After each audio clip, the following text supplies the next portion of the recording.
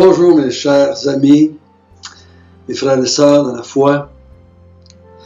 Nous faisons la deuxième vidéo et nous allons regarder aujourd'hui l'auteur de l'épître ou les épîtres aux Thessaloniciens. Mais nous allons commencer par la prière si vous voulez bien. Notre bon Père du ciel, nous allons regarder aujourd'hui le premier verset de l'épître.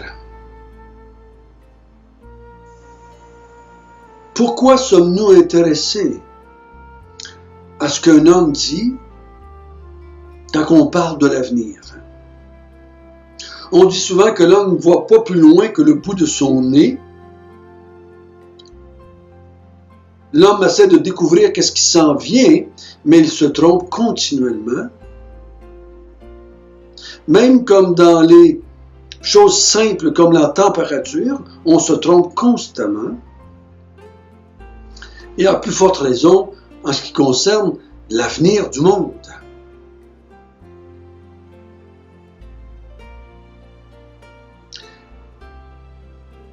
Pourquoi faisons-nous confiance à ce livre? Pourquoi on s'attache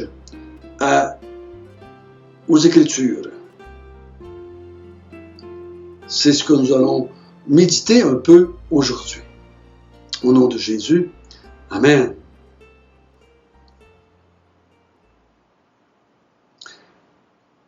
Dernièrement, sur les médias, Facebook et autres, beaucoup de gens avaient comme prédit la fin quasiment du monde en septembre. Des météorites et de toutes sortes de choses. Et j'ai pas beaucoup lu sur le sujet parce que je sais que la fin des temps ne peut pas être connue des hommes. Je ne dis pas qu'il ne peut pas y avoir de catastrophes grandes dans le monde. Mais la fin du monde n'est connue ni par l'homme, ni par la science, ni par les devins, soi-disant. Si on découvrait une peinture dans un lieu isolé, dans une vieille bâtisse ou un vieux musée, et que là, les experts lui donnent une certaine valeur, mais à force d'étudier, à force de regarder la peinture, on découvre que c'est un Monet.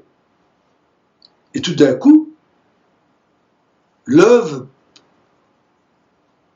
se multiplie par beaucoup de zéros et la valeur augmente beaucoup à cause qu'on a découvert qui est l'auteur, qui est le peintre. On donne beaucoup d'importance à celui qui est l'auteur de quelque chose. Et c'est ce que nous allons voir aussi dans l'épître aux Thessaloniciens. L'apôtre Paul, dans les deux épîtres, se présente comme étant l'auteur. Donc, permettez-moi si vous voulez bien, de lire le premier verset de l'épître aux Thessaloniciens. Paul, Sylvain et Timothée, à l'église de Thessaloniciens, qui est en Dieu le Père et en Jésus-Christ le Seigneur, que la grâce et la paix vous soient données.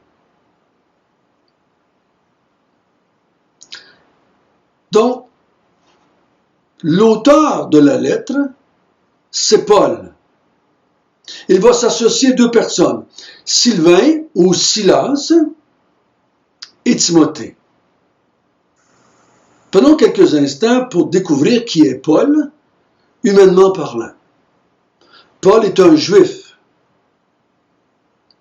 un pharisien, quelqu'un qui était très zélé dans la foi juive.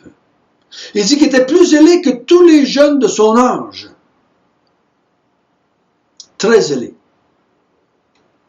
Il était tellement zélé qu'il est devenu un persécuteur de l'Église.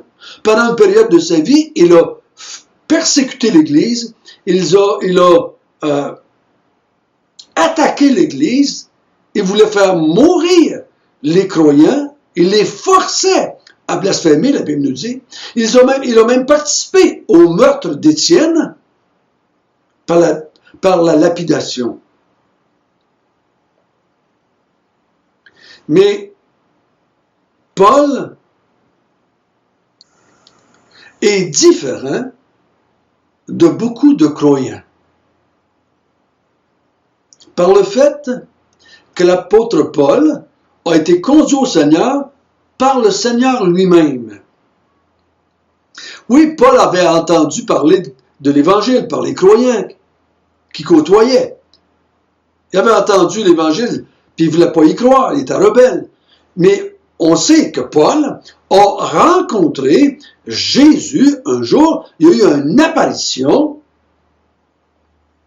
et il a été conduit au Seigneur par le Seigneur Jésus lui-même. Donc, il n'y a pas de question à se poser, à savoir si Paul a entendu l'Évangile selon Dieu, l'Évangile de Jésus. Nous, des fois, on se demande si les gens qui se disent chrétiens ont vraiment entendu l'Évangile, ou si ont entendu un Évangile erroné, changé, transformé, amoindri. Mais Paul, on est sûr que l'Évangile qu'il a entendu, à laquelle il s'est converti, était la vraie Évangile, parce qu'elle vient du Seigneur Jésus lui-même. L'apôtre Paul était un converti, si je peux dire ainsi, de Jésus. Et une autre chose qui est différente de la plupart des croyants, c'est que Paul n'a pas été juste conduit au Seigneur par le Seigneur Jésus-Christ, mais il a été instruit par le Seigneur Jésus-Christ. Il dit lui-même, l'évangile que je vous ai annoncé, il dit ça dans l'Épître aux Galates, je ne l'ai pas reçu d'un homme, mais de Jésus lui-même. Donc, pour Paul, il a été privilégié par le fait qu'il a entendu l'évangile par le Seigneur Jésus-Christ lui-même. Donc, ce que Paul croyait était vrai. Il n'y avait pas eu d'intermédiaire entre Jésus et lui. Comme nous, on a des intermédiaires. Hein? Ça nous prend des traducteurs parce qu'on ne comprend pas l'hébreu, on ne comprend pas l'araméen, on ne comprend pas le grec. Ça nous prend des historiens qui vont nous traduire la Bible. Ça nous prend des gens qui vont nous la transmettre, qui vont nous instruire, qui vont nous l'expliquer, qui vont nous mettre dans le contexte, qui vont nous montrer la géographie, l'histoire qui entoure la vie de Jésus. Donc, quand les intermédiaires entre l'Évangile et moi sont imparfaits, donc il y a un risque d'imperfection, d'erreur. Mais Paul, aucune erreur possible. Jésus lui-même, le plus grand des enseignants, l'unique vrai enseignant, je peux dire ainsi, a instruit Paul directement. Donc, ce que Paul dit, puis il va le répéter de plusieurs façons et de plusieurs manières, il y a plusieurs reprises dans le Nouveau Testament, ce que je vous dis, je l'ai reçu du Seigneur lui-même, donc c'est la vérité. C'est plus important que vous croyez ce que moi je vous dis, que les faux docteurs ou les hérétiques ou les faux enseignants vous instruisent par rapport à l'avènement du Seigneur Jésus-Christ. Ce que je sais par rapport à l'avènement du Seigneur Jésus-Christ, je l'ai entendu du Seigneur Jésus-Christ lui-même. Il faut bien penser qu'il n'a pas entendu l'Apocalypse de l'apôtre Jean, parce qu'elle n'avait pas été encore écrite, l'Apocalypse. On croit que Paul est décédé avant que Jean ait écrit l'Apocalypse. Donc, toutes les informations que Paul a en ce qui concerne le retour du Seigneur lui ont été transmises par Jésus lui-même. L'apôtre Paul a quelque chose aussi de spécial, c'est qu'il a été envoyé par Jésus. Il a été choisi pour être l'apôtre des païens, l'apôtre de ceux qui n'étaient pas des Juifs.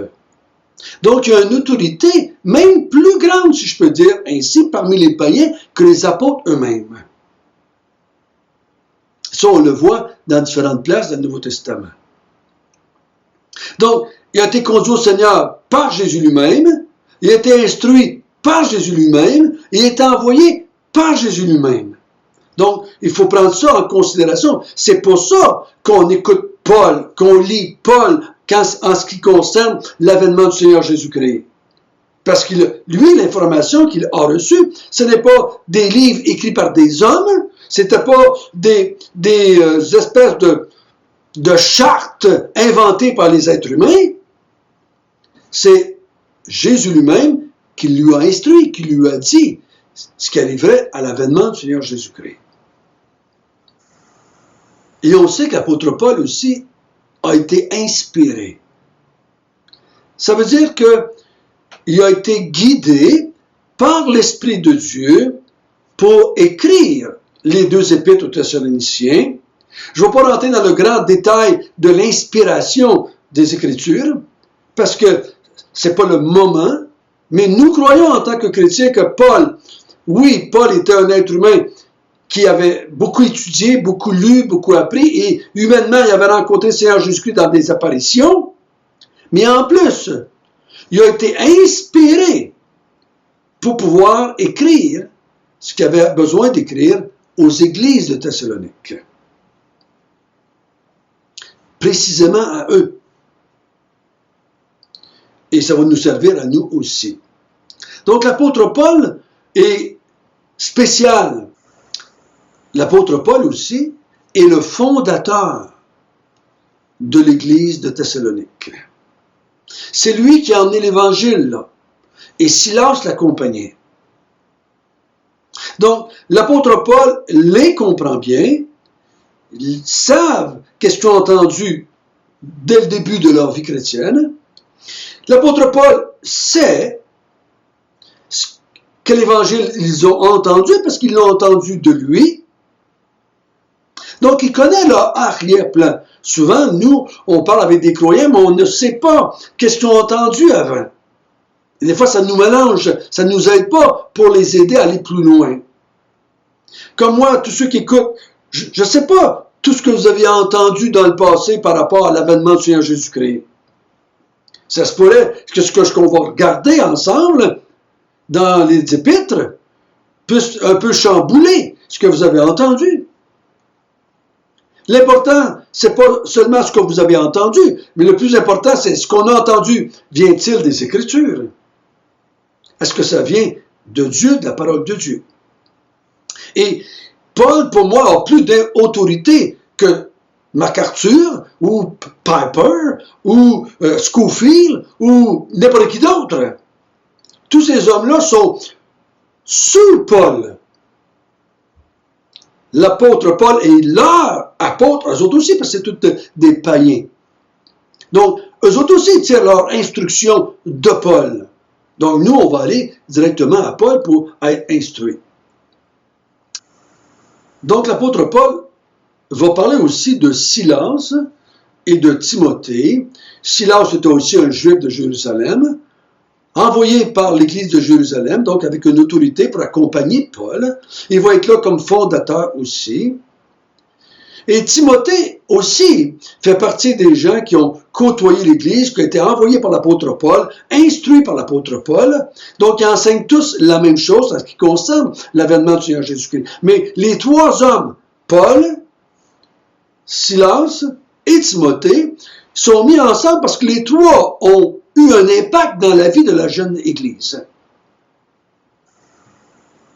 Donc, si vous voulez, si nous voulons savoir des choses en ce qui concerne l'avènement du Seigneur Jésus-Christ, ce n'est pas de consulter seulement que des hommes. Je ne dis pas qu'il ne faut pas consulter des hommes. Mais il faut être sûr que ces hommes-là tirent leur instruction, non pas de tradition, non pas d'école biblique, mais tirent leur instruction des Écritures. Et nous allons étudier, nous, les 2 épîtres aux Thessaloniciens. Donc, nous allons faire ce que j'appelle personnellement de la théologie biblique. On va regarder qu'est-ce que nous pouvons apprendre en ce qui concerne le retour du Seigneur ou l'avènement du Seigneur dans ces 2 livres-là. Et c'est l'apôtre Paul qui va nous instruire. Comme je l'ai dit, ça peut venir peut-être en contradiction avec ce que vous avez entendu dans le passé. Mais il faut demander au Seigneur la grâce de mettre de côté ce que nous avons entendu et de croire ce que la Bible a dit. N'allez pas trop vite pour emmener l'Apocalypse, puis dire, regarde, l'Apocalypse a dit ça, l'Apocalypse a dit ça. L'Apocalypse n'était pas écrite à ce moment-là. On va essayer de la comprendre comme Paul l'a donné, comme les instructions. On va essayer de comprendre comme la jeune Église qui a reçu l'instruction de Paul et n'avait pas l'Apocalypse, comment elle a compris ce que Paul disait. Donc, je résume. Pourquoi est-ce qu'on va lire 1 et 2 Thessaloniciens? Parce que celui qui l'a écrit s'appelle l'apôtre Paul. L'apôtre Paul a été conduit au Seigneur par Jésus lui-même. Il a été instruit par Jésus lui-même. Il a été inspiré par l'Esprit de Dieu lui-même. Lui est le fondateur des églises de Thessalonique et il va nous instruire. Si nous ne croyons pas cela, si on aime mieux croire ce que Nostradamus a dit, ou ce que les médiums disent, ben, vous lirez votre horoscope. Moi, ce qui m'intéresse, ce n'est pas de savoir l'avenir en regardant les horoscopes, ou la Bible, ou les films, ou peu importe. Pour connaître l'avenir du peuple de Dieu, l'avenir du royaume de Dieu, c'est vers la Bible que nous allons. Paul a un privilège spécial. On l'a vu, il était très spécial. Personne parmi les enseignants dans ce monde peuvent se mettre aux côtés de Paul et dire « Moi, je sais mieux que Paul, je comprends mieux que Paul, j'en sais plus que Paul. » Paul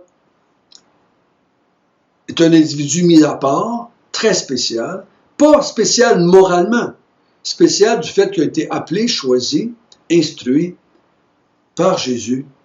Et Jésus l'a utilisé pour nous transmettre ses enseignements, ses préceptes, ses instructions.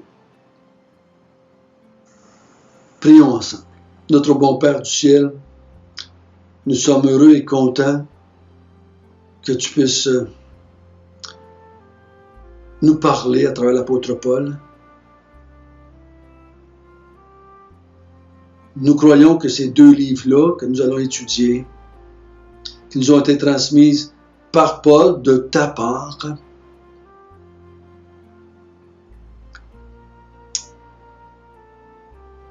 nous croyons que ce qu'il va nous dire en ce qui concerne l'avènement du Seigneur Jésus-Christ est vrai.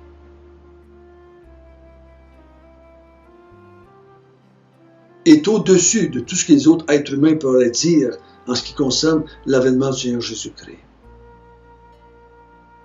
Donne-nous la grâce de se soumettre à tout ce que tu vas dire et d'accepter, de ne pas se laisser troubler par des choses qu'on aura entendues de d'autres qui viendraient en conflit avec ce que Paul va nous dire de ta part. Donc, aide-nous à comprendre ce que Paul va nous dire par ta parole. Au nom de Jésus. Amen.